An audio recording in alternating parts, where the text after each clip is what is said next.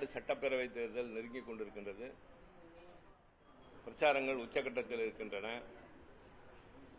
தமிழ்நாட்டுக்கு டெல்லியிலிருந்து பல பேர் படையெடுத்து வருகிறார்கள்.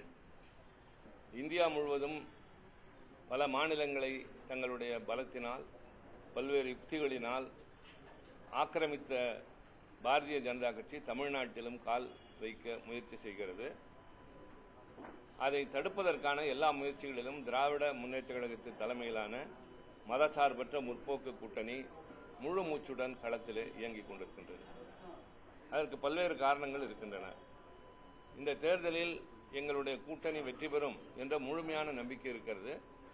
இது அதீதமான நம்பிக்கை என்பதல்ல, தன்னம்பிக்கை. 5 ஆண்டு காலம் நடைபெற்ற திராவிட மாடல் ஆட்சி தமிழக முதல்வர் தளபதி அண்ணன் மு.க. ஸ்டாலின் அவர்களுடைய தலைமையினால் தமிழ்நாட்டை இந்தியாவின் பல நிலைகளில் உயரிடத்திலே முதல் இடத்திலே உட்கார வைத்திருக்கின்றது. இரண்டாவதாக நாங்கள் கொள்கை அளவிலே ஒரு வலிமையான கூட்டணியை அமைத்திருக்கிறோம். எல்லோரும் எத்தனை இடத்திலே போட்டி என்பதை விட பாரதிய ஜனதா கட்சியினுடைய எல்லாம் ஒன்று என்று சொல்லக்கூடிய அந்த ஒற்றைத்தன்மையை கொண்டு வருகிற அந்த குணத்தை தடுக்க வேண்டும் என்பதற்காக அந்த முயற்சியில் ஈடுபட்டு வருகிறோம். அதனால்தான் முதலமைச்சர் செல்லுகிற இடங்களெல்லாம் டிஎம்கே வர்சஸ் என்டிஏ அலையன்ஸ் என்று சொல்கிறார். என்டிஏ அலையன்ஸ் என்பது இப்போது புதிய பதம் பெற்றிருக்கிறது, நியூ டெல்லி அலையன்ஸ் என்று. காரணம், தமிழ்நாட்டை டெல்லியிலிருந்து ஆள முயற்சிக்கின்றார்கள். அதிமுக தன்னுடைய தலைமையில் இயங்குவதாக சொன்னாலும் கூட அவர்களை இயக்குவது, அந்த கூட்டணி கட்சியில் இருப்பவர்கள் சார்ந்திருப்பது எல்லாம் டெல்லியில் இருக்கிற பாரதிய ஜனதா கட்சியைத்தான். ஆக அவர்களை நாங்கள் எதிர்ப்பதற்கு பல காரணங்கள் இருக்கின்றன. மிக முக்கியமாக இந்தியாவினுடைய தனித்தன்மை என்பது வேற்றுமையில் ஒற்றுமை காண்பது. இங்கே பல மொழிகள், பல இனங்கள், பல கலாச்சாரங்கள், பல பண்பாடுகள் என்று உள்ள இந்த நாட்டில் ஒரு மொழிதான் இருக்க வேண்டும், எல்லாம் ஒற்றைத்தன்மையாக இருக்க வேண்டும், ஒரே கல்வி முறைதான் இருக்க வேண்டும், ஒரே தேர்தல் தான் நடக்க வேண்டும் என்று சொல்வது எதையோ நோக்கி செல்வதாக இருக்கின்றது. இது அரசியல் சட்டத்தினுடைய அடிப்படை மாண்பாகிய மதசார்பற்ற தன்மை, அதே போல கூட்டாட்சி தத்துவத்தை சிதைப்பதாக இருக்கிறது. மாநிலங்களுடைய உரிமைகளை பறிப்பதில் முதல் இடத்தில் நின்று கொண்டிருப்பது பாரதிய ஜனதா கட்சி தான். ஆட்சிக்கு வந்த நாளிலிருந்து அவர்கள் நிறைவேற்றிய சட்டங்களில் பெரும்பாலான சட்டங்கள் மாநிலங்களுடைய உரிமைகளை பறிப்பதாக, மாநிலங்களுடைய அதிகாரங்களில் அத்துமீறுவதாகவே அமைந்திருக்கின்றது. இதை பல நேரங்களில் நாங்கள் இதுபோன்ற பத்திரிகையாளர்களை சந்திக்கிற போது பொதுக்கூட்டத்தில் மட்டுமல்ல, நேரடியாக நாடாளுமன்றத்திலும் குறிப்பிட்டிருக்கிறோம். அதற்கு பல்வேறு விதமான ஆதாரங்கள் இருக்கின்றன. எல்லாவற்றிற்கும் மேலாக இந்தி மொழியை எந்த வகையிலும் திணிப்பது என்ற ஒரு முயற்சி, புதிய கல்விக் கொள்கை என்ற பெயரால் தமிழ்நாட்டை மட்டுமல்ல இந்தியாவில் இருக்கிற கல்வி நிலையை பின்னோக்கி இழுத்துச் செல்வது, அது பல வகையிலும் நம்முடைய மாணவர்களுக்கு உறுதுணையாக உதவியாக இருக்காது என்பதை உணர்ந்து தமிழ்நாடு அரசு மாநிலத்திற்கென்று ஒரு கல்விக் கொள்கை வகுத்திருக்கிறது. கல்வி என்பது அரசியல் சட்டத்தினுடைய பொதுப்பட்டியல், கன்கரண்ட் லிஸ்ட் என்பதில் இருக்கிற காரணத்தால் நமக்கென்று கொள்கைகளை உருவாக்கிக் கொள்கிற உரிமை உண்டு. ஒரு சட்டம் இயற்ற வேண்டும் என்று சொன்னால் சட்டமன்றத்திலும் நாடாளுமன்றத்திலும் இயற்ற வேண்டும். ஆனால் கொள்கை என்பது மாநிலங்கள் தங்களுடைய சட்டமன்றத்திலும் அல்லது அரசாங்கம் தன்னுடைய எல்லையில், மாநிலங்கள் தன்னுடைய அந்த அரசாங்கத்திற்கு உட்பட்டும் ஒன்றிய அரசு தன்னுடைய அதிகாரத்திற்கு உட்பட்டும் வைத்துக் கொள்ளும். அதனால்தான் இந்த என்டிஏ மன்னிக்கவும் அந்த என்இபி என்று சொல்கிற புதிய கல்விக் கொள்கை என்பது, தேசிய கல்விக் கொள்கை என்பது நாடாளுமன்றத்திற்கு வராததற்கான காரணம் அது ஒரு கொள்கை. நாடாளுமன்றத்தினுடைய அனுமதியை, அது ஆமோதிப்பை பெற வேண்டிய அவசியமில்லை. ஆனால் அதை நாங்கள் எதிர்க்கிறோம் என்பதோடு நிறுத்திக் கொள்ளாமல் கொள்கை அளவிலும் நாங்கள் வகுத்து வைத்திருக்கிறோம். எல்லாவற்றிற்கும் மேலாக பாரதிய ஜனதா பொறுப்பேற்றதிலிருந்து தமிழ்நாடு முழுமையாக வஞ்சிக்கப்பட்டு வருகிறது. இதுதான் எங்களுடைய முழு முதல் குற்றச்சாட்டு. இதை அவர்கள் மறுக்கவே முடியாது. இப்போது அண்மையிலே மதுரைக்கு வந்த மகாராஷ்டிரா மாநிலத்தினுடைய முதலமைச்சர் திரு பட்னாவிஸ் அவர்கள் பேசுகிற போது, நீங்கள் பாரதிய ஜனதாவை வெற்றி பெற செய்தால்தான் மதுரைக்கு மெட்ரோ ரயில் திட்டம் வரும் என்று சொன்னதை பிளாக்மெயில் என்கிறார்கள். நான் அப்படி கூட பார்க்கவில்லை. தன்னுடைய அதிகார எல்லையை மீறி அவர் பேசியிருக்கிறார். அவருடைய கையில் எதுவும் கிடையாது. மெட்ரோ ரயில் திட்டத்தை அனுமதிப்பது என்பது ஒன்றிய அரசு, குறிப்பாக நகர்ப்புற வளர்ச்சித்துறை, அர்பன் டெவலப்மெண்ட், அந்த அமைச்சரவை தான் அதை செய்ய வேண்டும். ஏற்கனவே தமிழ்நாடு அரசு டிபிஆர் என்று சொல்லுகிற டீடைல் ப்ராஜெக்ட் ரிப்போர்ட் அனுப்பி மதுரைக்கும் கோவைக்கும் மெட்ரோ ரயில் திட்டம் வேண்டும் என்பதற்கு முழு விளக்கங்களையும் தெளிவாக தந்திருந்தும் சில பல காரணங்களை காட்டி அதை நிராகரித்திருக்கிறார்கள். அந்த காரணங்களில் முக்கியமான ஒன்று, இது போதுமான மக்கள் தொகையை கொண்டிராத பகுதிகள் என்பதுதான். மதுரை, அதாவது கோவையிலே 15 லட்சமும் மதுரையிலே கிட்டத்தட்ட 18 லட்சமும் இருக்கின்றது. ஆனால் 20 லட்சத்திற்கு மேல் இருந்தால்தான் என்று 2017 அந்த அமைச்சரவை ஒரு வரையறை வைத்திருப்பதாக சுட்டிக்காட்டியிருக்கிறார்கள். ஆனால் இந்த இந்திய நாட்டிலே அவர்கள் இந்த வரையறைக்கு உட்படாத எந்தெந்த பகுதிகளிலே தந்திருக்கிறார்கள் என்று சொன்னால், மிக முக்கியமாக குருகிராம் என்று சொல்கிற ஹரியானாவில் இருக்கிற அந்த குர்கான் என்று சொல்லப்படுகிற குருகிராம், அது மிக குறைந்த மக்கள் தொகையை கொண்ட ஒரு பகுதி. அதுபோல நாக்பூர் மத்திய பிரதேசத்தில், கல்யாணி வெஸ்ட் பெங்கால், மங்களகிரி ஆந்திர பிரதேஷ், கோரக்பூர் அதுவும் உத்தரப்பிரதேசம், பத்திமண்டு பிப்ளங்கரா என்று சொல்லுகின்ற வளர்ந்து வருகின்ற சில பகுதிகளுக்கெல்லாம் தரப்பட்டிருக்கின்றது. இது ஒரு உதாரணம் மட்டுமே. ஆக்ராவுக்கும் தந்தார்கள், பாட்னாவுக்கும் தந்தார்கள், பீகார், உத்தரப்பிரதேசம் போன்ற பகுதிகளில் லக்னோவுக்கும் தந்திருக்கிறார்கள். ஆக அந்த 20 லட்சத்தை தொடாத பல பகுதிகளுக்கு இவர்கள் தர முடிந்த போது ஏன் தமிழ்நாட்டுக்கு தர மறுக்கிறார்கள் என்பது எங்களுடைய கேள்வி. அதற்கு அவர்களிடமிருந்து பதில் இல்லை. ஏதாவது ஒரு நொண்டி காரணங்களை சொல்லிதான் மறுக்கிறார்களே தவிர அதற்கான சரியான விளக்கங்கள் இல்லை. அதே போலத்தான் எய்ம்ஸ் என்பது எல்லோருக்கும் தெரிந்தது. அறிவிக்கப்பட்டது 2015 ஆண்டு. 2018 ஆண்டு அடிக்கல் நாட்டினார் 2019 பிரதமர். 2019 அது அரசிதழில் வெளியிடப்பட்டது. ஆனால் இப்போது 2026, 2025 மே 30 வரை முடிக்கப்பட்ட அதனுடைய அந்த பணியினுடைய அளவு என்பது 30 விழுக்காடு மட்டும்தான். ஆனால் அதே 2015 அறிவிக்கப்பட்ட பல்வேறு பகுதிகள், அதாவது ஜம்மு காஷ்மீர் பகுதியில் அறிவிக்கப்பட்டது தந்திருக்கப்பட்டிருக்கிறது, கவுஹாத்தியிலே அறிவிக்கப்பட்டது முழுமையடைந்து விட்டது, கோரக்பூரிலே அறிவிக்கப்பட்டது நடந்து முடிந்து விட்டது, பத்லாண்டிலே அறிவிக்கப்பட்டது நடந்து முடிந்து செயல்பட்டுக் கொண்டிருக்கிறது. ஆக இப்போது கேட்கிற நாட்டு மக்கள் எங்களுக்கு சொல்ல வேண்டும், அதே 2015 அறிவிக்கப்பட்ட வேறு மாநிலங்களிலே அறிவிக்கப்பட்ட எய்ம்ஸ் நடைமுறைக்கு அதாவது கட்டி முடிக்கப்பட்டு செயல்முறைக்கு இப்போது இட் இஸ் ஃபங்க்ஷனிங். ஆனால் தமிழ்நாட்டில் இன்னும் 30 விழுக்காடு தான் நிறைவுற்றிருக்கிறது என்று சொன்னால் தமிழ்நாட்டு வளர்ச்சியில் அவர்களுக்கு அக்கறை இல்லை. ஆனால் அதே நேரத்தில் நாங்கள் எந்த வகையிலும் பின்தங்கவில்லை. எங்களுக்கு தரப்பட வேண்டிய நியாயமான நிதி மறுக்கப்படுகின்றது. 14வது நிதிக்குழு 14th Finance Commission tax devolution என்று சொல்கிற மாநில அரசு வசூலித்து தருகிற ஒன்றிய அரசுக்கான வரியிலிருந்து எவ்வளவு தர வேண்டும் என்பதற்கு 32 41 விழுக்காடு உயர்த்தியது. அடுத்த ஆண்டு 15வது அடுத்த 15வது நிதிக்குழுவும் 16வது நிதிக்குழுவும் 41 என்று குறைத்தது. அந்த ஒரு விழுக்காடு ஜம்மு காஷ்மீரினுடைய லடாக் அதையும் உள்ளிட்ட வளர்ச்சிக்காக என்று சொன்னார்கள். ஒரு விழுக்காடு ஒட்டுமொத்தமான நாட்டினுடைய வரி வருமானத்தில் எவ்வளவு என்பதை கணக்கிட்டுக் கொள்ளலாம். அதில் ஜம்மு காஷ்மீரும் லடாக்கும் எவ்வளவு வளர்ச்சி அடைந்தது என்பதை பார்த்துக் கொள்ளலாம். ஆக நம்மிடமிருந்து பணம் வாங்கி அவர்கள் இன்னொரு பகுதியை வளர்ப்பதில் தவறில்லை. ஆனால் மாநிலங்கள் ஏற்கனவே 50 விழுக்காடு தாருங்கள், எங்களுடைய உரிமையை தாருங்கள் என்று கேட்கிற போது அந்த 41 கூட முழுமையாக தர முடியாத நிலைமை. உதாரணத்திற்கு சொல்ல வேண்டும் என்றால், நம்முடைய ஒரு உதாரணத்திற்கு 100 ரூபாய் ஒன்றிய அரசினுடைய ஒரு ஆண்டு வருமானம் என்றால் தமிழ்நாடு தருவது 9 ரூபாய், நமக்கு அவர்கள் தருவது 4 ரூபாய். அதே நேரத்தில் உத்தரப்பிரதேசம் தருவது 8 ரூபாய், அவர்களுக்கு தருவது 16 ரூபாய். பீகார் தருவது 2.8 2 ரூபாய் 80 காசு என்று வைத்துக் கொள்ளுங்கள். திருப்பி தருவது 10 ரூபாய் தருகிறார். ஆக உத்தரப்பிரதேசத்திற்கு 2 மடங்கு, பீகாருக்கு 5 மடங்கு, தமிழ்நாட்டுக்கு பாதிதான் என்று சொன்னால் ஏன் இந்த ஓரவஞ்சனை என்று கேட்கிற உரிமை எங்களுக்கு இருக்கிறது, கடமை எங்களுக்கு இருக்கிறது. இது திராவிட முன்னேற்ற கழகம் என்பதாக அல்ல, ஒரு மாநிலம் என்று பார்க்க வேண்டிய இந்த அரசாங்கம், ஒன்றிய அரசாங்கம் ஒருதலைபட்சத்தோடு பார்க்கிறது. நாங்கள் எல்லா வகையிலும் முன்னோக்கி சென்று கொண்டிருக்கிறோம். மராட்டிய மாநிலமும் உத்தரப்பிரதேசமும் பலவற்றிலே முதலிடத்தில் இருந்தது. குஜராத் இருந்தது, இப்போது அந்த வகையிலேயே இல்லை.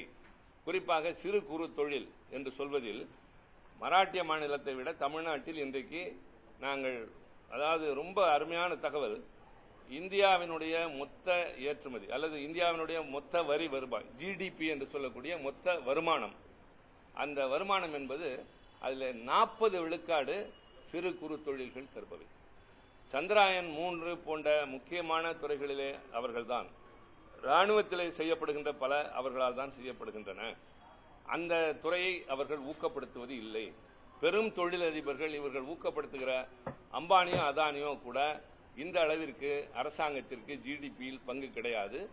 சிறு குறு தொழில், சாதாரணமான பெண்கள், இளைஞர்கள், வேலையற்றவர்கள், படித்துவிட்டு வேலை தேடுபவர்கள், கிராமப்புறத்தில் இருக்கிறவர்கள் ஈடுபடுகின்ற இந்த சிறு குறு தொழிலில் தமிழ்நாட்டில் 47 லட்சம் சிறு குறு தொழில்கள் இருக்கின்றன. We stand in the second place. இங்கே நாம் வேலை வாய்ப்பை அதன் மூலமாக 2.5 கோடி பேருக்கு வேலை வாய்ப்பை தருகிறோம். மிக முக்கியமாக சொல்ல வேண்டும் என்றால், மராட்டியத்தை பின்னுக்கு தள்ளிவிட்டு இந்த ஆண்டு மட்டும் 74,000 கோடி ரூபாய்க்கு டெக்ஸ்டைல்ஸ் துறையில் தமிழ்நாடு வெளிநாட்டுக்கு ஏற்றுமதி செய்திருக்கின்றது. முதலில் இடத்தில் இருந்தது மராட்டியம்தான், உத்தரப்பிரதேசம் இருந்தது. எல்லாவற்றையும் பின்னுக்கு தள்ளிவிட்டு தமிழ்நாடு முதல் இடத்திற்கு வந்திருக்கின்றது. அதுபோல பெண்கள் வேலை பார்க்கிறார்கள் என்று சொன்னால், இந்தியாவிலே மொத்தம் வேலை பார்க்கிறவர்களில் விழுக்காடு பெண்களுடைய பங்கு என்பது 16.80. அதில் தமிழ்நாட்டில் இருக்கிற பெண்கள் மட்டும் சற்றேறக்குறைய 7 விழுக்காடு. 3 1 பகுதி என்று சொல்வதை விட அதிகமாக தமிழ்நாட்டில் பெண்கள் வேலை பார்க்கிறார்கள். சிறு குறு தொழிலில் 30 விழுக்காடு பெண்கள். ஆக எங்களை இங்கே பட்னாவிஸ் பேசிவிட்டு போகிறார் என்றால், நீங்கள் சொல்லுகிற டபுள் என்ஜின், நீங்கள் சொல்லுகிற அதே ஆட்சி தான் ஒன்றியத்திலும் இருக்கிறது, மராட்டிய மாநிலத்திலும் இருக்கிறது. உங்களுக்கு எல்லா சலுகைகளும் தருகிறார்கள், ஊக்கப்படுத்துகிறார்கள். ஆனால் நீங்கள் எதையும் செய்வது இல்லை. மாறாக தமிழ்நாடு வஞ்சிக்கப்படுகிறது, புறக்கணிக்கப்படுகின்றது. நமக்கு தர வேண்டியது எதையும் தருவதில்லை. நாங்கள் மதுரையிலே கலைஞர் நூற்றாண்டு நூலகத்தை அறிவித்து ஒரே ஆண்டில் அதை கட்டி முடித்திருக்கிறோம். கிண்டியில் இருக்கிற மிகப்பெரிய ஒரு மருத்துவமனை, எல்லோரும் பார்த்து வியக்கக்கூடிய அளவிற்கு பல துறைகளிலே சிறப்பு கொண்ட அந்த மருத்துவமனை ஒரே ஆண்டிலே கட்டி முடித்திருக்கிறோம். ஆனால் எய்ம்ஸ் மருத்துவமனை 11 ஆண்டுகளாகியும் 30 விழுக்காட்டை தாண்டவில்லை என்கிற போது, இது ஒரு அரசினுடைய திறமை குறைவு என்று நாங்கள் கருதவில்லை. எல்லா திறமைகளும் அவர்களுக்கு உண்டு. ஆனால் ஓரவஞ்சனையோடு, பாரபட்சத்தோடு பார்க்கின்றார்கள். இப்படிப்பட்ட கட்சியோடு கூட்டணி சேர்ந்து இருப்பதுதான் இங்கே இருக்கிற அதிமுக. ஆக அவர்கள் தமிழ்நாட்டை வஞ்சிக்கிறார்கள். தமிழ்நாட்டை வஞ்சிக்கிற கட்சிக்கு இவர்கள் துணை போகிறார்கள். ஒரு சமீபகால தகவலை சொல்கிறேன், பல பேர் கவனித்திராத ஒன்று. இந்த கூட்டத்தொடரில், இப்பொழுது நடந்து முடிந்த பட்ஜெட் கூட்டத்தொடரில் இன்னும் முடியவில்லை, அது மறுபடியும் இருக்கிறது. அது ஒரு தனிக்கதை. இந்த டீலிமிட்டேஷன் வர இருக்கிறது, தொகுதி மறுசீரமைப்பு என்பது வர இருக்கின்றது. அதாவது மேற்கு வங்காளத்தினுடைய தேர்தல் 29 ஏப்ரல், தமிழ்நாட்டுடைய தேர்தல் ஏப்ரல் 23. தமிழ்நாட்டில் இருந்து மக்களவை, மாநிலங்களவையிலிருந்து எதிர்க்கட்சியை சார்ந்தவர்கள் மட்டும் 55 பேர் நாடாளுமன்ற உறுப்பினர்கள். அங்கே மேற்கு வங்காளத்திலிருந்து 56, 57 பேர் 2 அவையிலும் சேர்த்து உறுப்பினர்கள். தயவு செய்து யோசியுங்கள். 2 மாநிலங்களும் தேர்தல் களத்தை சந்திக்கிற உச்சக்கட்ட நேரத்தில் திட்டமிட்டு 100 சொச்சம் நாடாளுமன்ற உறுப்பினர்களை ஒரு அரசியல் சட்ட திருத்தம் என்ற பெயரால் வரவழைக்கிறார்கள். அதில் வாக்களித்தே தீர வேண்டும் என்ற நிர்பந்தத்தில் நாங்கள் செல்ல இருக்கின்றோம். ஆக இது ஒரு பக்கம், இது நடக்க இருக்கிறது. அந்த டீலிமிட்டேஷனை பற்றி தனியாக பேச வேண்டியிருக்கின்றது. ஆனால் இப்போது நடந்து முடிந்த இந்த கூட்டத்தொடரின் ஒரு பகுதியில் 2 முக்கியமான மசோதாக்கள் வந்தன. 2 ரொம்ப சென்சிட்டிவ். ஒன்று திருநங்கையர்களுக்கான உரிமைகளை பறிக்கின்ற மசோதா. ஏற்கனவே திருநங்கையர்களுக்கு நான் கொண்டு வந்த தனிநபர் மசோதா மாநிலங்களவையில் 45 ஆண்டுகளுக்கு பின்னால் நிறைவேறியது எல்லோருக்கும் தெரியும். பின்னர் அரசாங்கம் ஒரு மசோதா கொண்டு வந்து அதை திருநங்கையர் சமுதாயம் புறக்கணித்தது. பின்னர் மீண்டும் ஒரு மசோதாவை என்னுடைய மசோதாவிலிருந்து எடுத்து வடித்து தந்தார்கள். அதுவும் முழுமையாக இல்லை. ஆனாலும் அது நிறைவேறி சட்டமாகி நடைமுறைக்கு வராத நேரத்தில் இப்போது என்னவெல்லாம் செய்திருக்கிறார்கள் என்று சொன்னால், மீண்டும் எல்லோருடைய தகவலுக்காகவும் சொல்கிறோம், நான் திருநங்கை என்று யாராவது போய் சொன்னால், கலைஞர் அழகான அந்த பெயரை வைத்தார். திரு என்பது ஆண்பால், நங்கை என்பது பெண்பால் என்று சொல்லி வேறு வேறு பெயர்கள் அழைத்தவர்களுக்கு தலைவர் கலைஞர் அந்த பெயரை சூட்டினார். அந்த திருநங்கையர்கள் நான் திருநங்கை என்று கேட்டால் சான்றிதழ் கொடுப்பார்கள். இனிமேல் அவர்கள் they have to present before committee, ஒரு மருத்துவர்கள் கொண்ட குழுவுக்கு முன்னால் சென்று தாங்கள் திருநங்கை என்பதை நிரூபிக்க வேண்டும். பின்னர் அதை மாவட்ட ஆட்சித்தலைவருக்கு செல்ல வேண்டும். ஆக இந்த privacy, right to privacy, it is against the constitution. நான் பேசுகிற போது அதைத்தான் சொன்னேன். It is totally unconstitutional and will be struck down by the Supreme Court என்று சொல்லியிருக்கிறோம். ஆக அது மட்டுமல்ல, யாராவது ஒரு திருநங்கை சென்று அதில் இருக்கிற குரு என்று சொல்லக்கூடியவரை காட்டி இவர் என்னை அச்சுறுத்தி என்னை திருநங்கையாக மாற்றினார் என்றால் 6 ஆண்டுகளில் இருந்து ஆயுள் தண்டனை வரை தரக்கூடிய தண்டனை கொண்டு வரப்பட்டிருக்கிறது. இதை எதிர்த்து திருத்தங்கள் கொடுத்தோம், தேர்வு குழுவுக்கு அனுப்ப சொன்னோம், எதிர்த்தோம். அதை ஆதரித்து வாக்களித்த கட்சி அதிமுக. அடுத்த மசோதா, தயவு செய்து தெரிந்து கொள்ளுங்கள், பல பேருக்கு தெரியாத ஒன்று, CAPF என்று சொல்கிற சென்ட்ரல் ஆர்ம்டு போலீஸ் போர்ஸ். இப்போது விமான நிலையத்தை அவர்கள் தான் பாதுகாக்கிறார்கள், தேர்தல் பணியை அவர்கள் தான் பார்க்கிறார்கள், எல்லையோரத்தில் அவர்கள் தான் நிற்கிறார்கள். Border security force, Indo Tibet border, இப்படி பல அமைப்புகள் இருக்கின்றன. CRPF, இவர்கள் சற்றேறக்குறைய பல லட்சம் பேர் வேலை பார்க்கிறார்கள். ஒருவர் ஒரு பணி உயர்வு பெறுவதற்கு 14 ஆண்டுகள் காத்திருக்க வேண்டியது. அவருடைய நிலைமை கொடுமையான நிலைமை. கால வரையறை இல்லாமல் பணியாற்றுகிற அவர்களுக்கு ஒரு பணியிடத்தில் மாற்ற உயர்வுக்கு 14 ஆண்டுகள். ஆனால் அவருடைய உயர் பொறுப்பு DIG, IG போன்றவற்றுக்கு இதிலிருந்து வருகிறவர்களே நியமிக்காமல் IPS ஆபீசர்ஸை டெபியூட் செய்கிறார்கள். இதை எதிர்த்து அவர்கள் உச்சநீதிமன்றத்தில் வழக்கு தொடுத்தார்கள். உச்சநீதிமன்றம் மே 25 அவர்களுக்கு ஆதரவாக தீர்ப்பு கொடுத்தது. அரசாங்கம் மேல்முறையீடு செய்தது. தயவு செய்து இதை கவனித்துக் கொள்ளுங்கள். மீண்டும் அந்த ரெவியூ பெட்டிஷனை விசாரித்த உச்சநீதிமன்றம் அந்த ரெவியூ பெட்டிஷனை நிராகரித்து தன்னுடைய அதே தீர்ப்பை அக்டோபர் மாதம் 2025 உறுதி செய்தது. இப்போது அதற்கு மாற்றாக நாடாளுமன்றத்தில் கொண்டு வரப்பட்ட மசோதாவில் அங்கே நிரந்தரமாக IPS ஆபீசர்ஸை டெபியூட் செய்யலாம் என்று சொல்லி அந்த CAPF சோல்ஜர்ஸினுடைய குடும்பங்களில் வயிற்றிலே அடிக்கிற, அவருடைய வாழ்விலே இவ்வளவு உழைத்தாலும் கடந்த 3 ஆண்டுகளில் 348 பேர் தற்கொலை செய்து கொண்டு செத்திருக்கிறார்கள். CAPF அந்த அமைப்பில் 50,000 பேர் பணி வேண்டாம் என்று சொல்லிவிட்டு போயிருக்கிறார்கள். இவ்வளவு ஒரு பாதகமான சட்டத்தை உச்சநீதிமன்றத்தினுடைய தீர்ப்பு, நீட் தேர்வு ஏன் கொண்டு வந்தீர்கள் என்று கேட்டால் நாங்களா செய்தோம், உச்சநீதிமன்றம் சொன்னது என்கிறார்கள். ஆனால் உச்சநீதிமன்றம் சொன்னதையும் மீறி CAPF-க்கு எதிராக அவர்கள் கொண்டு வந்த இந்த மசோதாவை எதிர்த்து பேசியிருக்கிறோம். நான் திருத்தங்கள் கொடுத்தேன். பின்னர் அது வாக்கெடுப்பில் அவர்களுக்கு தான் சாதகமாக வந்தது. அதை ஆதரித்து வாக்களித்த இந்த அரசாங்கம், மோடி அரசாங்கம் கொண்டு வந்த அந்த CAPF சட்டத்திற்கும் டிரான்ஸ்ஜெண்டர் திருநங்கையர்கள் சட்டத்திற்கும் ஆதரவு கொடுத்த கட்சி அதிமுக. குறித்துக் கொள்ளுங்கள். பாதிக்கப்பட்டவர்களுக்கு பாடுபடுகிற கட்சி, குரல் கொடுக்கிற கட்சி திமுக. நாதியற்றவர்களுக்காக பாடுபடுகின்ற, போராடுகின்ற கட்சி திமுக. ஆனால் தாங்கள் கூட்டணியில் இருக்கிறோம் என்கின்ற பெயரால் அவர்கள் செய்வதற்கெல்லாம் துணை போகிற கட்சி அதிமுக. நாங்களும் ஒரு காலத்தில் இருந்திருக்கிறோம். ஆனால் கொள்கை அளவிலே சிலவற்றை நடைமுறைப்படுத்தக்கூடாது என்று எழுத்து அளவிலே கையெழுத்து வாங்கிக் கொண்டு பின்னர் கூட்டணியில் இருந்தோம். ஒத்துவராத போது வெளியே வந்தோம். ஆனால் அவர்கள் பதவிக்காக எதையும் செய்ய தயாராக இருக்கிறார்கள். எல்லாவற்றிற்கும் மேல இன்றைக்கு எதிர்க்கட்சி தலைவர், முன்னாள் முதலமைச்சர் மரியாதைக்குரிய திரு எடப்பாடி பழனிசாமி அவர்கள் சொல்கிறார், நாங்கள் இஸ்லாமியர்களுக்கு நண்பர்கள் என்று. அல்ல. இந்தியாவை பொறுத்தவரை மதசார்பற்ற தன்மை என்று சொல்லுகிற போது இங்கே இருக்கிற இந்துக்கள், இஸ்லாமியர்கள், சீக்கியர்கள், பௌத்தர்கள், பார்சிகள் எல்லோரும் ஒன்று சேர்ந்து வாழ வேண்டும். இவர்கள் எல்லோருக்கும் உரிமைகள் வேண்டும். இந்த நாடு எங்களுடையது என்று கருதுகிற மனநிலை எல்லோருக்கும் வேண்டும் என்று சொல்லுகிற போது அவர்களை பாதிக்கின்ற குடியுரிமை சட்ட திருத்தத்தை கொண்டு வந்த போது, அன்றைக்கு நாடாளுமன்றத்தில் 2019 அது நிறைவேறிய போது, 2019 RS பாரதி அவர்கள் என்னோடு சக உறுப்பினர், TKS இளங்கோவன் என்னோடு இருந்தார், தொழிற்சங்க தலைவர் சண்முகம் இருந்தார், வில்சன் இருந்தார். 5 பேர் நாங்கள் இருந்தோம்.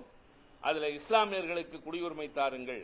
எல்லாவற்றிற்கும் மேலாக மீண்டும் கவனத்திற்கு சொல்கிறேன், 60,000 இலங்கை தமிழர்கள் குடியுரிமை இல்லாமல் தமிழ்நாட்டில் தத்தளித்துக் கொண்டிருக்கிறார்கள். குடியுரிமை இல்லை என்று சொன்னால் ஒருவருடைய நிலை ரேஷன் கார்டு கிடையாது, ஆதார் கார்டு கிடையாது, உழைக்கலாம், சம்பாதிக்கலாம், ஆனால் தங்கள் பெயரில் எதையும் வாங்கிக் கொள்ள முடியாது. ஓட்டுரிமை கிடையாது, ஒன்றுமே கிடையாது. குடியுரிமை என்பது நாடற்றவர்கள், நாதியற்றவர்கள் என்று பொருள். தவிக்கிறார்கள். நாங்கள் பல நேரங்களில் சொல்லியிருக்கிறோம். எனக்கு வேதனை நெஞ்சை அடைக்கிறது, என்னுடைய வேதனை எங்கோ மிகுந்து செல்கின்றது. நாங்கள் கொடுத்த, குறிப்பாக நான் கொடுத்த அந்த தீர்மானத்திற்கு இலங்கை தமிழர்களை சேர்த்துக் கொள்ளுங்கள், இஸ்லாமியர்களை சேர்த்துக் கொள்ளுங்கள் என்று கொடுத்ததற்கு 5 பேர் இருந்த திமுக கொடுத்த தீர்மானத்திற்கு 99 பேர் ஆதரவு தந்தார்கள் எதிர்க்கட்சியினர். அரசாங்கத்திற்கு ஆதரவாக 124. அந்த 124ல் அன்றைக்கு இருந்த அதிமுகவின் வாக்குகள் 13.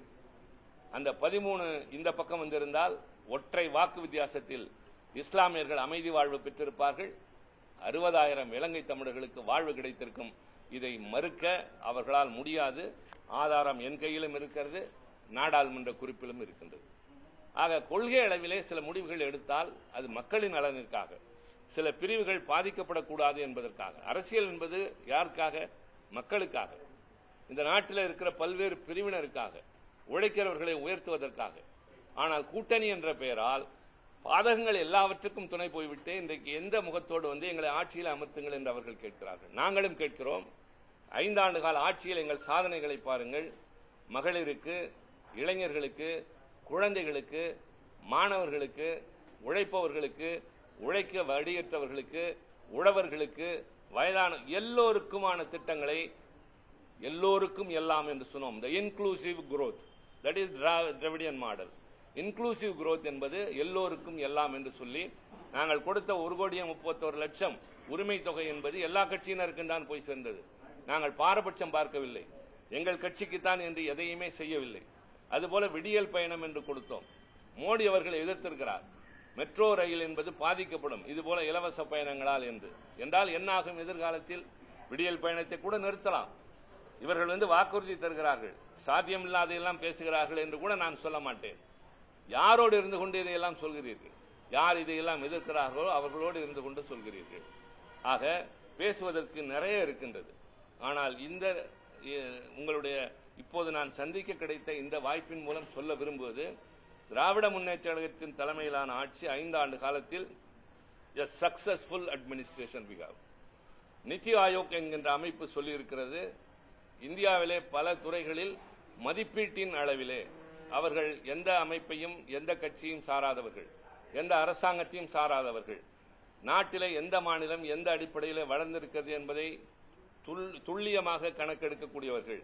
அப்படி எடுக்கக்கூடியவர்கள் தந்திருக்கக்கூடியது தொழில்துறையில் மக்கள் நலத்திட்டங்கள், வெல்ஃபேர் ஸ்கீம்ஸ், அதே போல பெண்களுக்கான பாதுகாப்பு, கல்வி, இவற்றில் முதல் இடத்தில் நிற்பது தமிழ்நாடு அண்ட் கேரளா என்று சொல்லியிருக்கிறது. இந்த 2மே எங்களுடைய அரசாங்கம். மிக முக்கியமாக நான் இப்போது இன்னொன்றை சொல்ல விரும்புகிறேன். ஒப்பிட்டுக் கொள்ளுங்கள். நான் மாநில அரசுகளோடு மட்டும் போட்டியிடவில்லை, நாங்கள் ஒன்றிய அரசோடும் போட்டியிடுகிறோம். இந்த ஆண்டு நிதிநிலை அறிக்கையில் ஒன்றிய அரசாங்கம் ஊரக வளர்ச்சித்துறைக்கு தந்திருப்பது தன்னுடைய மொத்த பட்ஜெட்டில் 3.68%. ஆனால் தமிழ்நாடு தந்திருப்பது 11.2%. விவசாயத்திற்கும் வேளாண்மைக்கும் அவர்கள் தந்திருப்பது 2.63%. நாங்கள் தந்திருப்பது 18.5%. கல்விக்கு அவர்கள் தந்திருப்பது 2.60% of the total budget. Tamil Nadu தந்திருப்பது 22.3%. நகர்ப்புற வளர்ச்சி, வீட்டு வசதி தொலைக்கு அவர்கள் 1.60, நாங்கள் 11.3%. அதே போல எனர்ஜி பவர் என்று சொல்லக்கூடிய மின்சாரத்துறைக்கு அவர்கள் தந்திருப்பது 0.56%, not even 1%, but Tamil Nadu has given 18%. நாங்கள் தந்த இடைக்கால இந்த நிதிநிலை அறிக்கையிலே கூட முன்பு தந்ததை விட அதிக நிதி கல்வித்துறைக்கு, மருத்துவத்திற்கு, தொழில்துறைக்கு ஒதுக்கப்பட்டிருக்கின்றது. அதற்கும் புள்ளி விவரங்கள் இருக்கின்றன. எல்லாவற்றையும் ஒரே நேரத்தில் சொல்ல முடியாது. ஆக தமிழ்நாடு மாநிலங்களோடு போட்டி போடுகிறது. நிதி ஆயோக் சொல்கிறது நாங்கள் முதலிடத்தில் இருக்கிறோம் என்று. அது வெறும் கற்பனை அல்ல. பெண்கள் வேலை வாய்ப்பில், தொழில் வளர்ச்சியில், சிறு குறு தொழில் முன்னேற்றத்தில், முதலீட்டில், சட்டம் ஒழுங்கு பாதுகாப்பில் எல்லாவற்றிலும் முதலிடத்தில் இருக்கிறோம். மக்கள் தங்களுடைய தேவைகளை தாங்களே நிறைவேற்றிக் கொள்ளுகின்ற காலம் வரை அவருடைய தேவைகளை அரசாங்கம் பார்த்துக் கொள்வதுதான் எங்களுடைய திட்டங்கள். அவை பேர் இலவசம் என்பது அல்ல. தங்களுடைய அடிப்படை தேவைகளை நிறைவேற்ற வழியற்றவர்கள், உழைத்தும் தேவையான அளவிற்கு பொருள் கிடைக்காதவர்களுடைய தேவைகளை அரசாங்கம் ஏற்றுக்கொள்கின்றது. வாங்குகிற ஆசையை தூண்டுகிற சமுதாயத்தில் வாங்குகிற சக்தியை தராத சூழ்நிலை வளர்ந்து வருகின்ற பொருளாதாரத்தில் இருக்கிற போது அரசாங்கத்திற்கு அந்த கடமை இருக்கிறது. நாங்கள் ஏழையின் சிரிப்பில் இறைவனை காண்பவர்கள். அடிமட்டத்திலிருந்து மேலே வந்திருப்பவர் இன்றைய முதலமைச்சர். இங்கே இருக்கிற நாங்கள் 50 ஆண்டு காலத்திற்கு மேலாக அவரோடு பயணம் செய்து அவரை பார்த்தவர்கள். அறிஞர் அண்ணா சொன்னதற்கேற்ப மக்களிடம் சென்று மக்களோடு வாழ்ந்து அதன் மூலமாக அனுபவம் பெற்று முதலமைச்சரானவர். அதன் விளைவாகத்தான் எங்கள் ஆட்சியின் திட்டங்கள் மக்களால் வரவேற்கப்படுகின்றன, இவர்களால் விமர்சிக்கப்படுகின்றன. சுருக்கமாக சொல்கிறேன், தமிழ்நாட்டில் வளர்ச்சியில் அக்கறை இல்லாத, நம்மை வஞ்சிக்கிற, புறக்கணிக்கிற, எந்த வகையிலாவது இதை நசுக்க வேண்டும், தான் ஆளுமை செய்ய வேண்டும் என்று சொல்லுகிற பாரதிய ஜனதா கட்சி அதை ஏற்கனவே நடைமுறையில் நிரூபித்து விட்டாகிவிட்டது. நான் பல உதாரணங்களை சொல்லியிருக்கிறேன்.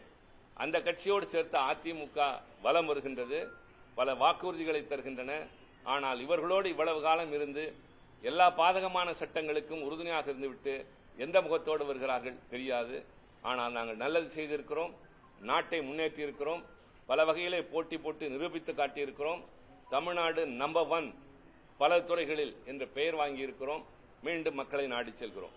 ஆக இதன் மூலமாக சொல்ல வருவது, தமிழ்நாட்டில் கால் வைக்க முனைகின்ற, தமிழ்நாட்டின் கலாச்சாரத்தை, பண்பாட்டை, உலகத்தின் தொன்மையான மொழிகளில் மூத்த மொழியாகிய தமிழ் மொழியை புறக்கணித்துவிட்டு அதற்கு பதிலாக சில 100 ஆண்டுகளுக்கு முன்னால் வந்த இந்தியை கொண்டு வந்து முன்னிறுத்துகிற, நாங்கள் இந்திக்கு எதிரி அல்ல, ஆனால் தமிழுக்கு மாற்றாக, இன்னொரு மொழிக்கு மாற்றாக இந்தியை கொண்டு வருவதை கடுமையாக எதிர்ப்போம், எந்நாளும் எதிர்ப்போம். இந்தி திணிப்பை என்றும் எதிர்ப்போம். அது எங்கள் மூல கொள்கை. மாநிலங்களின் உரிமைகளுக்கு போராடுவோம், ஒன்றிய அரசின் வலிமைக்கு நிற்போம். நாங்கள் எந்த காலத்திலும் நாட்டினுடைய ஒற்றுமைக்கு எதிராக இருந்தது இல்லை. இந்த நாடு பாதுகாப்புக்காக தவித்த நேரத்தில் எல்லாம் அந்த அறிஞர் அண்ணா திராவிட நாடு கோரிக்கையை கைவிட்டிருக்கின்றார். தலைவர் கலைஞர் நிதியினை வாரி வழங்கி இருக்கின்றார். இப்போது நடைபெற்ற பல்வேறு நிலைகளிலே கூட இன்றைய முதலமைச்சர் ஒட்டுமொத்தமாக நாடு அதன் பாதுகாப்பு என்று வருகிற போது முதலிடத்தில் இருக்கிறார். ஆக நாங்கள் எந்த வகையிலும் யாருக்கும் பின்தங்கியவர்கள் அல்ல. we are second to none. அதே நேரத்தில் நாங்கள் ஒரு மாநில கட்சி, மாநிலத்தை ஆளுகிற வாய்ப்பை மக்கள் தந்தார்கள். எங்களுடைய வாய்ப்பின் மூலம், நிர்வாகத்தின் மூலம் நிலைநிறுத்தி இருக்கிறோம். தீர்ப்புக்கு மக்களை எதிர்நோக்கி இருக்கிறோம். மக்களுக்கான வரிப்பணத்துல பங்கீடு கொடுக்கிறது அரசாங்கத்துடைய கடமை. இப்போ ஒன்றிய அரசு தமிழ்நாட்டுக்கு நிச்சயமா அது தரணும். ஆனா இப்போ நீங்க ஒரு திமுக தரப்புல ஒரு கவுண்டிங், கமலாலயத்துல ஒரு கவுண்டிங் அப்படி சொல்லும் போது மக்களுக்கு சில விஷயங்கள் நேரடியா தெரிய வர்றது இல்லை. நம்ம இங்கேயும் கொஸ்டின் முன்வைக்கிறோம், செய்தியாளர்கள் அங்கேயும் வைக்கிறோம். இந்த தேர்தல் சமயத்துல திமுக பிளஸ் பாஜக செய்தி தொடர்பாளர்கள் ஏன் மக்கள் முன்னாடி ஒரு பொது இடத்துல இருந்து இந்த நிதி பகிர்வை பத்தி டிஸ்கஸ் பண்ணக்கூடாது? இப்போது அதாவது தனிப்பட்ட முறையில் யார் யார் எந்தெந்த இடத்தில் எத்தனை தடவை என்பது ஒரு ஊரில் நான் பேசி அவர்கள் பேசினால் இன்னொரு ஊரில் இன்னொருவர் கூப்பிடுவார், இவர் செல்ல வேண்டும், இவர் செல்ல வேண்டும், இன்னொருவர் வர வேண்டும். இது போய் அதனால்தான் இப்போது இவ்வளவு பேர். இந்த தொலைக்காட்சிகள் என்பவை யாரோ சிலரிடம் பேசுவதல்ல, ஒரு ஊரில் பேசுவதல்ல. நான் இப்போது 100 பொதுக்கூட்டங்களுக்கு பேசியது சமம் இப்போது உங்கள் முன்னால் பேசியது. லட்சக்கணக்கானவர்கள் பார்க்க போகிறார்கள். இது போன்ற இடத்தில் நாங்கள் சொல்கிறோம், எங்கள் வாதங்களை வைத்திருக்கிறோம், கருத்துக்களை சொல்லியிருக்கிறோம், அதற்கான விளக்கங்களையும் தேவையான ஆதாரங்களையும் தந்திருக்கிறோம்.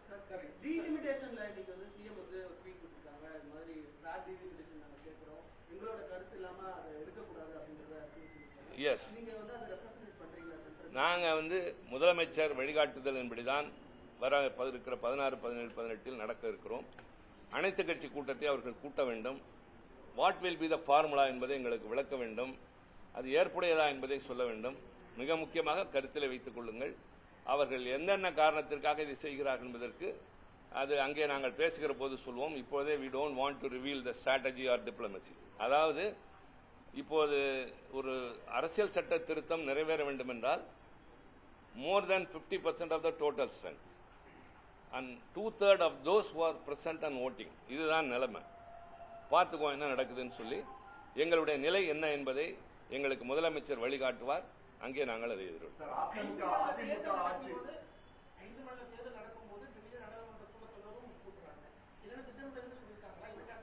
வேண்டுமென்று, அதாவது நான் நேற்றைக்கு முன்தினம் மீண்டும் என்னுடைய பொறுப்பேற்பதற்காக சென்ற போது நான் நாடாளுமன்ற விவகாரத்துறை அமைச்சரிடம் தனியாக பேசினேன்.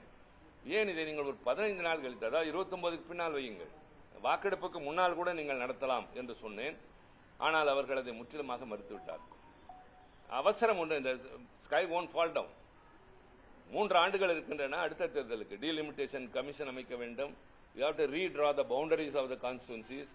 என்னென்ன அடிப்படையில் எல்லாம் இருக்கிறது. 3 ஆண்டுகள் இருக்கிற போது 15 நாளில் என்ன ஆகிவிடப் போகுது என்றால் வேண்டுமென்றே எங்களை இங்கிருந்து அங்கு கொண்டு செல்ல வேண்டும். இப்போ நாங்கள் எல்லாம் பிரச்சாரத்திற்கு போக வேண்டியவர்கள் அங்கே செல்ல வேண்டிய நிர்பந்தத்திற்கு ஆளாகிறோம். ஒவ்வொரு முறையும் இது மாதிரி தான் செய்கிறார்கள். இதெல்லாம் ஒரு ஆரோக்கியமான அரசியல் அல்ல. ஒரு தேர்தல் நடக்கிற போது அதில் பணியாற்றக்கூடிய முக்கியமான தலகர்த்தர்களை அங்கிருந்து வேறு இடத்திற்கு கொண்டு போய் உட்கார வைப்பது என்பது யுத்த தந்திரம் அல்ல, இது ராஜதந்திரமும் அல்ல, மலிவான தந்திரம். அதிமுக ஆட்சி அமைந்தவுடன் 3 மாதத்துல வந்து கஞ்சா முழுமையாக ஒழிக்கப்படும் இபிஎஸ் சொல்றாங்க. அதுக்கான சாத்தியம் இபிஎஸ் வந்து 3 மாதத்துல கஞ்சா போதை பழக்கம் வந்து முழுமையா தமிழகத்தில் அடிச்சிருவோம் அப்படின்ற மாதிரி சொல்றாங்க. வந்தா பாத்துக்கோம், நாங்க செஞ்சிருக்கோம். அதாவது இப்ப சொல்ற நிதி ஆயோக் சொல்லுது சட்டம் ஒழுங்கு பாதுகாப்பதில் தமிழ்நாடு முதலிடத்தில் இருக்கிறது, முன்னணியிலே நிற்கின்றது.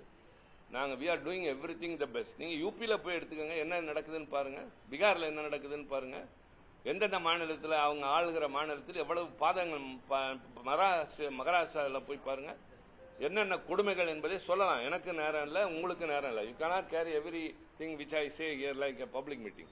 அதெல்லாம் முடிஞ்ச அளவுக்கு சொல்றேன். நீங்க comparatively you go to all the states ruled by BJP, அது யூபியாக இருக்கலாம், மத்திய பிரதேசாக இருக்கலாம், குஜராத்தாக இருக்கலாம், ஏன் மராட்டிய மாநிலமாக இருக்கலாம், எந்த இடத்திலும் தமிழ்நாட்டை விட அவர்கள் சிறந்தவர்களே அல்ல.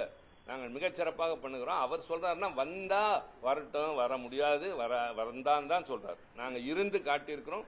இன்னொன்னு, அதாவது கஞ்சா ஒழிப்பேன்னு சொல்றாருல்ல, அவருடைய ஆட்சியில தான் குட்கான்றது ஒரு போதை பொருள் தான். அந்த குட்கால டிஜிபியில இருந்து கமிஷனர்ல இருந்து அவங்க அமைச்சர்கள் தான் லஞ்சம் வாங்கினாங்க. அந்த என்பது சிபிஐ, நாங்கள் இல்லை, சிபிஐயே வழக்கு போட்டு நடந்து கொண்டது. ஆக அவருடைய ஆட்சியில துவக்கப்பட்ட அந்த கஞ்சா கலாச்சாரம் 5 ஆண்டு காலம் அவர் ஜெயலலிதா ஆட்சியிலும் அதுக்கு பிறகு அதிகமாச்சு. இந்த 5 ஆண்டு காலம் புள்ளிவிவரத்தோடு சட்டமன்றத்தில் கலைஞர் தலைவர் சொல்லியிருக்கிறார், கஞ்சாவை ஒழிப்பதற்கு திமுக அரசு எடுத்திருக்கிற நடவடிக்கை. ஆனால் அவங்க போதைப் பொருள் இருக்கிறதுக்கு கமிஷனர் டிஜிபியிலிருந்து கமிஷனர் லஞ்சம் வாங்கி சிபிஐ வழக்கு போட்டது. சார், அப்புறம் நீட் விவகாரத்தில் 7.5 அரசு பள்ளி மாணவர்கள் கொடுக்கறத 10% உயர்த்தும்னு சொல்லி வாக்குறுதி கொடுத்தாங்க. ஆனா இன்னும் வர 5 ஆண்டுகள் ஆட்சியில் இருந்த திமுக வந்து அதை பத்தின எந்த ஒரு நடவடிக்கை எடுக்கலன்னு சொல்லி we have told நிறைய விஷயங்களை நடைமுறைப்படுத்திட்டு இருக்கோம். இன்னும் நாங்க செய்ய வேண்டியிருக்கு, நிறைய பண்ணிருக்கிறோம். என்னென்ன வேலைலாம் செய்ய முடியுமோ அந்த வேலை. இப்போ ஒரு நிமிஷம், நான் இப்போ என்னோட ஃபிளைட் 2:15 நான் அதனால தான் உங்களை அதுக்குள்ள சந்திக்கணும்னு உட்கார்ந்தது. மறுபடி விரைவில் நான் 2 நாளில் வரேன். அப்போ இன்னும் நிறைய பேசலாம். போதுமான அளவுக்கு நான் தகவல் தந்திருப்பதாக கருதுகின்றேன். இதுக்கு அவங்க மறுப்பு சொல்லட்டும். நான் எதுவுமே யாரையுமே வந்து எதிர்த்து அந்த மாதிரிலாம் பேச கிடையாது. எங்களுடைய நிலையை சொல்லியிருக்கிறேன். தமிழ்நாடு எப்படி வஞ்சிக்கப்படுகிறது என்று சொல்லியிருக்கிறேன். எல்லாவற்றையும் மீறி, எல்லா தடைகளையும் மீறி தமிழ்நாட்டை பொருளாதாரத்துறையில் 16.9 எங்களுடைய மாநில பொருளாதார வளர்ச்சி. அதே மாதிரி நாட்டோட பொருளாதார வளர்ச்சிக்கு நாங்கள் நிறைய கான்ட்ரிபியூட் பண்ணிருக்கோம். Very much below. நான் நல்ல கேள்வி கேட்டீங்க, மகிழ்ச்சி. Very much below. இப்போ ஒன்றிய அரசு டாக்டர் மன்மோகன் சிங் விட்டுட்டு போறப்ப it was only 55 lakh crore, 55 லட்சம் கோடி. இன்றைக்கு பாரதிய ஜனதாவினுடைய கடன் 214 லட்சம் கோடி. இதுக்கு பதில் சொல்லுங்க. Thank you very much.